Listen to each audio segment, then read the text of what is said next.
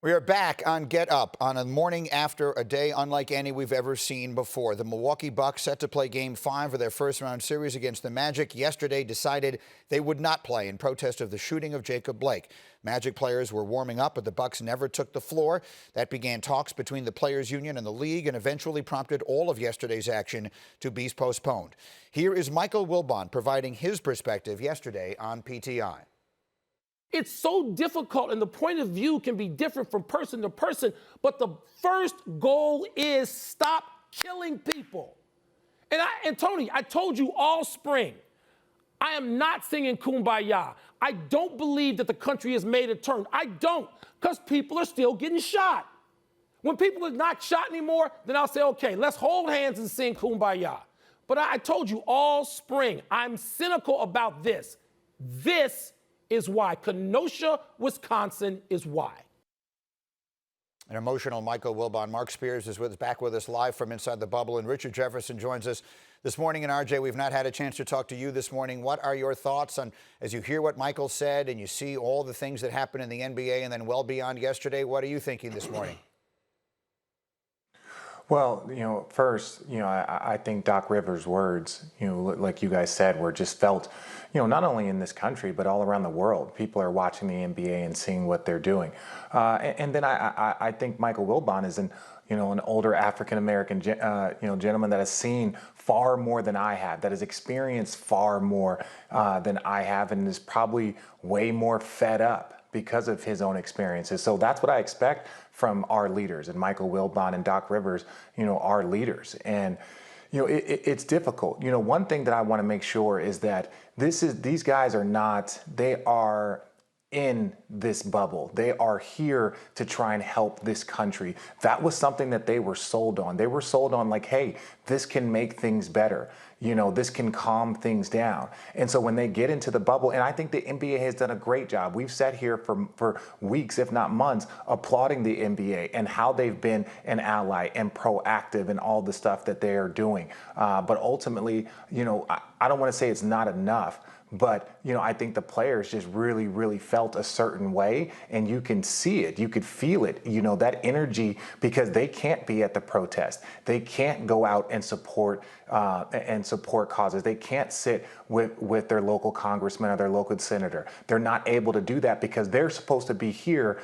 They're supposed to be there in a bubble playing a game, trying to help the country heal. But ultimately, the same things are still happening in their communities, and they're upset about it. Mark, it's a complicated question, but I wonder what your perspective is on it. Do you believe, assuming, and we all can, that the players' singular goal is to make as big an impact as they possibly can in the areas of social justice and racial equality, do you believe that they can do more towards that aim by playing or by not playing? Well, for example, we just had that passionate plea from Doc Rivers. Before the bubble, I didn't really hear from Doc Rivers. He was gone away. I think that you'll hear from a LeBron James. You'll hear from some of the bigger players in the league if they want to talk.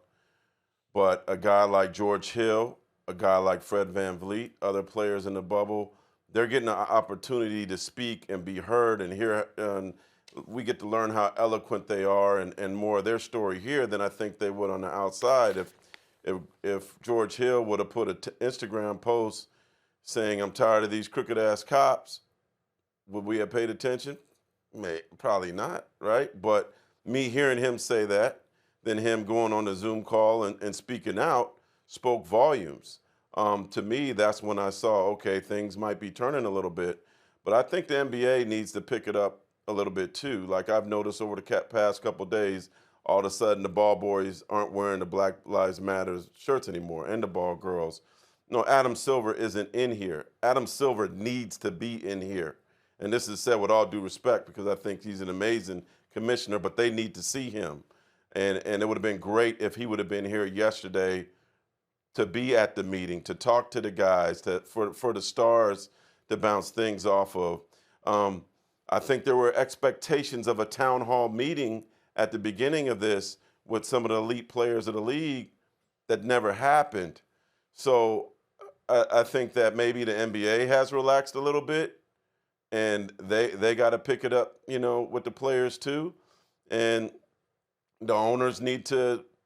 It's cool to see Bomber sitting up there and cheering and going crazy and being happy for the Clippers, but maybe he need to get his butt in here too. All these owners need to get in here and stop using it as a entertainment tool and actually see their guys face to face. Quarantine for 7 days.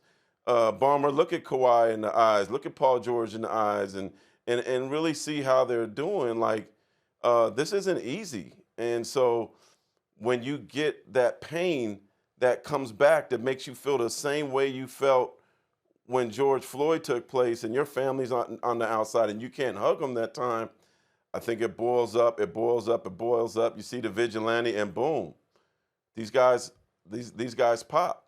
So the same way, that you want them to help the world, they need help too. So I think the NBA and the owners need to step their game up, get their butts in the bubble, not in the green level, in the yellow level, getting here face to face with these guys and really show them that they care and that they're willing to do real change. Yeah, that clearly is coming from this. Is one of the things the players want is the owners to take action because the wealth brings with it a level. Yeah, go ahead, Richard.